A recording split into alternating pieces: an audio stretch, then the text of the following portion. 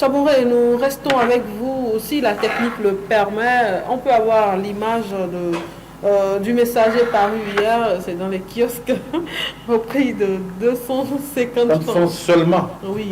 Et puis, il ne faut pas oublier l'application. Oui, oui, l'application, il est là. Vous allez sur l'application, vous allez sur Play Store et vous téléchargez notre application. Et vous allez à chaque fois, lorsque nous publions, vous allez avoir en premier lieu les éléments. Vous likez sur tout ça. Ah oui. Laissez surtout des commentaires. Hein. Il lit beaucoup les commentaires. Beaucoup de commentaires, trop de commentaires. C'est un secret que je vous donne. Il lit beaucoup les commentaires. Alors, le messager qui titre à sa une drame de Pognois sans Kouado. Le Togo n'en est pour rien. Oui, je crois que depuis ces derniers temps, vous avez vu d'autres articles qui ont circulé par rapport à ce drame et surtout que nous sommes dans une situation sécuritaire extrêmement sensible. C'était bien que lorsque les informations sortent, il faudrait quand même les filtrer et savoir d'où viennent.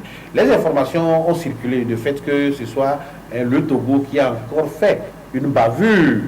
Donc je pense qu'il fallait ramener ce problème dans son contexte. Et c'était un article qui a été publié par un confrère de Radio Montagne. C'est un confrère, moi j'ai repris. Donc, oui, lorsque vous allez sur le site actuellement www.radiomontagne.com, vous allez peut-être trouver l'information. Donc je n'ai fait que relayer. Et selon le confrère, il a été clair. Le confrère dit qu'il est allé sur le terrain. Il a même rencontré les populations qui ont dit que c'est un drone qui a été tiré et qui a fait des victimes. Et certains ont vite fait de pouvoir attribuer aux forces, à nos FDS. Mais le confrère dit également dans son article qu'il a eu à contacter les responsables sécuritaires de notre pays qui ont dit que non, ce n'est pas ça. Or, les gens affluaient par rapport à la situation, ils quittaient de l'autre côté de la frontière, ça dit que de nos voisins du Burkina, pour rentrer sur le territoire. Donc, c'est suite à ça que cette bavure est arrivée. Et depuis hier, justement, les informations qui circulaient depuis hier viennent confirmer l'enquête du confrère. Parce que, vous avez vu, les forces armées burkinabés ont reconnu que c'est à leur niveau qu'il y a eu erreur. Donc, justement, moi, j'ai repris cet article pour pouvoir permettre à la population, à l'opinion nationale et internationale de comprendre qu'en réalité, ce qui se dit sur les réseaux sociaux, en voulant attribuer ce qui est arrivé à nos FDS, ce n'est pas ça, que les gens puissent comprendre cela. Alors, Abbas, avec ce qui se passe et ce qui circule sur les réseaux, ce n'est pas peut-être l'occasion de faire très attention aux fake news? Oui, c'est pour cela, en temps, moi, je préfère que le gouvernement puisse étendre la loi où on dit qu'on publie les images et autres, qui puisse attendre fake news là. Parce que ça a failli mettre en doute et en erreur l'ensemble de la population et de l'opinion. Comment est-ce que vous ne connaissez pas les limites du Togo et vous dites que la scène s'est passée à Saint-Cassé, dans le nom de Saint-Cassé, alors que c'est une frontière, c'est de l'autre côté de la frontière. Et ce village dont on a cité Saint-Cado, c'est Saint-Cado ou Saint-Cassa? Non, c'est Saint-Cado. Il y a Saint-Cassé. Il y a Saint-Cassé, c'est au Togo ici. Non, Saint-Cassé. Saint-Cado, c'est de l'autre côté. C'est au Burkina. Vous n'avez jamais entendu le nom Saint-Cado au Togo. Et vous affirmez, vous postez des Twitter que nos soldats encore fait d'abus à Saint-Cassé. Au niveau de Saint-Cassé. J'ai vu un article, on a mis Saint-Cassé. Donc je me dis, il y a Saint-Cassé aussi. Voilà. C'est ça, les gens ne maîtrisent pas. C'est l'information. Et les gens veulent dire que nous donnons l'information. Dans ces situations de sécurité qu'on est en train de voir, il faut que c'est trop sensible. Il faut faire attention, être vigilant par rapport à ce que les gens postent, qu'on publie sur les réseaux sociaux. Ça peut coûter cher à la personne. Donc je dis qu'il faudrait que le gouvernement puisse étendre cette loi-là. Si elle existait déjà, qu'on puisse l'associer par rapport à ces fake news pour que les gens ne mettent pas en erreur leur population. Parce que selon les explications qui ont été données, c'est les attroupements. Il y a un attroupement pour l'inauguration d'un moulin.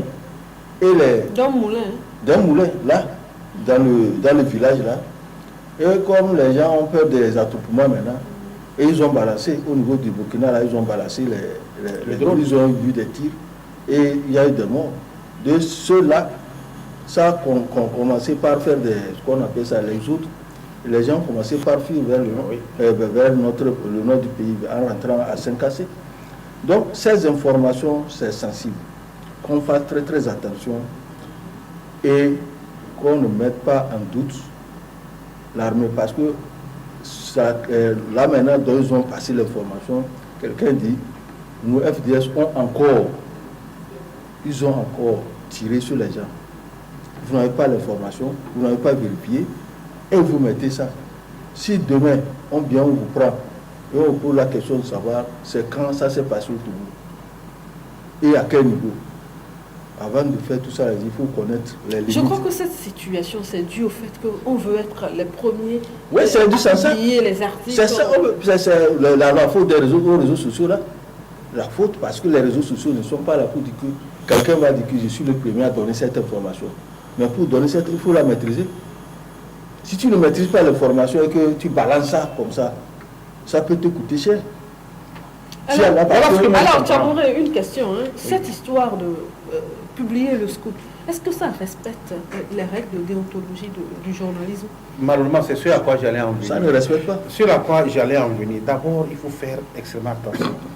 Aujourd'hui, nous sommes dans la globalisation, dans la mondialisation, avec l'avènement des réseaux sociaux où n'importe qui veut diffuser l'information, n'importe qui se substitue aux journalistes et on quitte et on balance l'information. Il faut distinguer.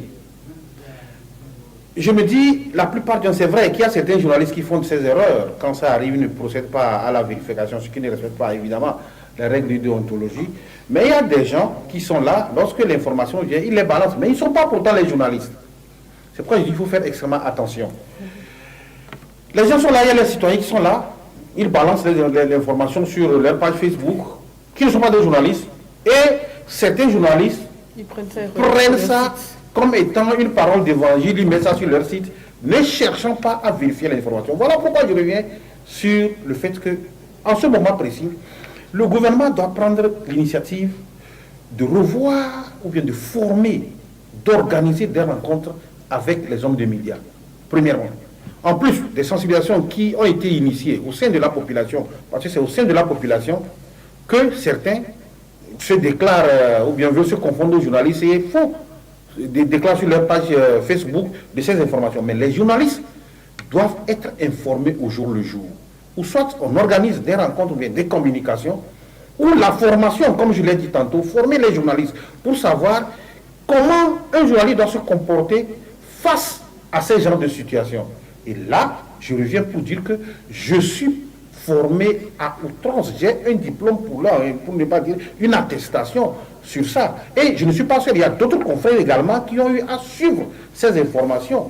Ces formations, si vous le permettez. Donc, je pense que le gouvernement doit s'appuyer sur la communication, sur la formation des hommes de médias pour savoir quelle formation. Le gouvernement, Abbas l'a dit tout à l'heure, quelle image il faudrait utiliser en cette période, quelle information faut-il donner en cette période. Tout ça là, il faudrait qu'on se forme. Il faudrait qu'on se forme. Ça, c'est l'occasion. Et Abbas l'a dit, la loi qui a été votée par rapport à cette situation, à la diffusion des images, il faudrait qu'en plus de pouvoir l'intégrer, qu'on sanctionne ceux-là qui se donnent à ce genre de choses. Les gens veulent être les premiers à publier le truc, qui ne sont pas des journalistes. C'est vrai qu'il y a des journalistes qui veulent faire le scoop. Ils sont les premiers à publier le truc, mais des trucs qui sont faux. Voilà aujourd'hui la situation dans laquelle, heureusement, que l'autorité a réagi vite, en plus de l'enquête de notre confrère, et qui a permis quand même de mettre toute la lumière, en plus du fait que les FDS, c'est-à-dire que les forces armées burkinabées ont reconnu que c'est à leur niveau que l'erreur se trouve. Donc, franchement, les citoyens sont appelés, ceux qui ont leur page Facebook, qui ont leur compte, de faire extrêmement attention, parce que la loi est là, et également au niveau de nous, les médias. Lorsque vous voyez de ces publications, la première des choses, lorsque vous prenez, c'est vrai, ça peut être une source à la base même de nos investigations, vous prenez l'information et vous procédez aux vérifications. C'est ça le journalisme.